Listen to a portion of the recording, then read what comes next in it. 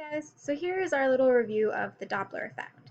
And the Doppler effect is an apparent shift in the frequency or the pitch. So frequency and pitch are the two words to mean the same thing. It is an apparent shift in the frequency based on the movement of either the source of the wave or the observer of the wave. So if we have a source at rest, so in this case we have like an ambulance, it's emitting some sound, it's siren. We have an observer that is at rest, so this guy right here. And the speed of sound in air is around 340. What we can see is that the frequency that is emitted by the source is also the frequency that the observer hears. So if there's no motion, the frequency that the source emits is what you will hear.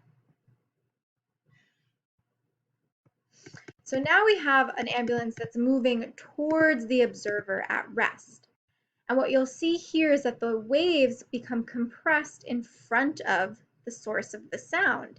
And what does that mean? That means that the frequency that the observer hears will be higher than the frequency the source is emitting. So smaller waves, that's a higher frequency, smaller wavelength. Observer hears increased pitch. So remember, pitch is just another way to talk about frequency.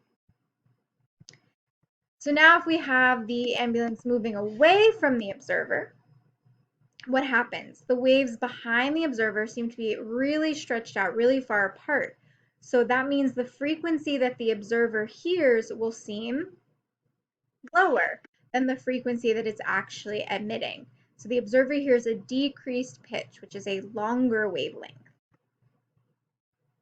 So there are mathematical ways to write all this stuff. That's all this jazz here. So the observed frequency is equal to the velocity of the sound. So in this case, that would be 340 over the velocity of the sound minus the velocity of the source times the frequency of the source.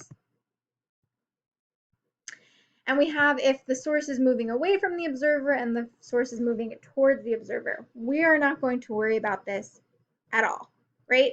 So you can figure out a practical way of determining what frequency is just if you know the movement of the observer or of the source. So I'm going to leave questions for you guys, and good luck.